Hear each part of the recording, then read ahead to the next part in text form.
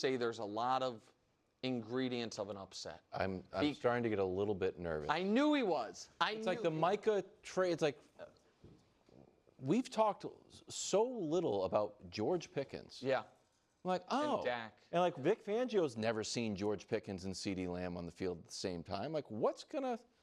I don't know. Dak's like, you know, I don't know. It's just you have so much faith elements in the of upset Eagles, alert. you haven't done it, but there's a lot of elements of like almost like when your coach gets fired, you get a temporary bump, the bump of like nobody believes in us, we don't have Micah. Sure. The Eagles, now I know they're not going to be distracted by the banner being dropped because they didn't even know, but maybe that'll be disorienting. Since they didn't know, they're going to look up and be like, what is that? Wow.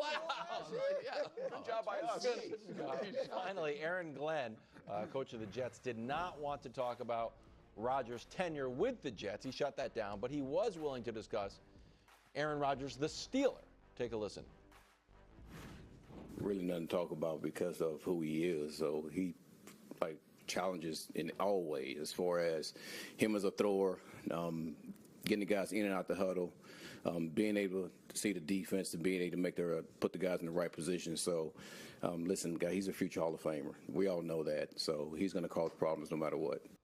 Is a Rodgers Renaissance on the board? And give me a heavy dose of week 1, if you could, Danny, if I could make a request. Heavy dose of week 1? Yeah, just sure. Rather than week 7. A throwback. Yeah, I mean, he knows the Jets personnel really well, so it's a nice favorable matchup for him. But, yeah, I think it's on the board. I think I'm the only one here who picked the Steelers to make the playoffs. Yes. Right? In prediction week, I had them 10th for my top 10 teams coming into the year.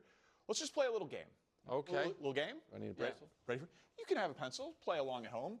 Let's just look at quarterback production in the last 4 years, and you guys tell me if you can fill in the blank on who we think maybe that is. 63%. 86 passer rating. 86 Can I passer rating. say, could it be a conglomerate of players? Yeah. Steelers, I think you nailed it. The Steelers quarterbacks. Okay, look The at last you. 4 years. You'd like to solve the puzzle. Yeah. Steelers quarterbacks the last 4 years. Well done, bro. Great job. You didn't win upset alert.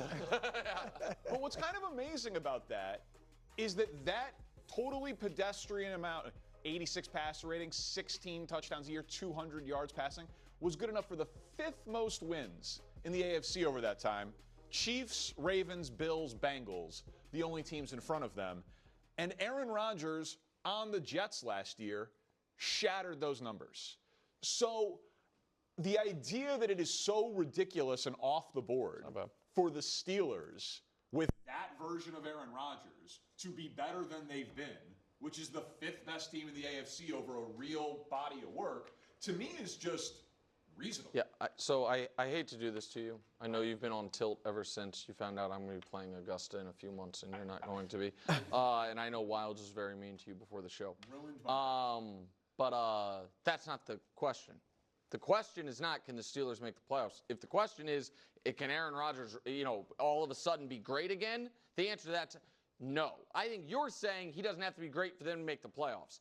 Maybe. I think that there are a lot of things that go into quarterbacking that don't show up in passer rating that Aaron is at a deficit at that will hurt them this year, but we'll see. But if the question is the story of the Steelers going to be like Favre the first year with the Vikings, like a throwback there, I think that is off the board.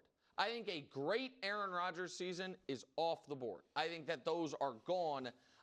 You don't think they need that. That maybe is true, but do you think that's on the board? I don't think that's on the board. Danny's microphone is dead, and he can't answer. Danny, if you want to write something down, I will say. Really? Oh, wow. Yeah, He told you it's been a rough day. He does think it's on the board. Yeah. Danny, look, and I'm not as down on the Steelers. I'm not as down on the Steelers as Nick is. And I don't have them making the playoffs. Yeah. Go ahead. I don't have them making the playoffs, but I think they'll have 9, maybe 10 wins. Here's the problem with your graphic, though. We could say the same. He had a better year than Zach Wilson the season before. And didn't they win fewer games, the Jets? That's the problem. We could have put up Zach Wilson, and I think I probably even did say they won 7 with Zach Wilson doing this. That's the other thing.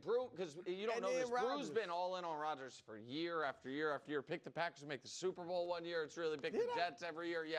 Remember, it was on that graphic. So, yeah. Wow, I have a message from Danny since his microphone doesn't work. He says he's proud that you're going to play Augusta. Wow. That was a good friend. That was nice. More first things first. After the break, Danny will have his Pulp Fiction of, shoot, I don't have it yet, but there's a briefcase, you know. Next on First Things First. Suitcase stats. Suitcase stats. Stick with it. It's a big match, and only the best will win.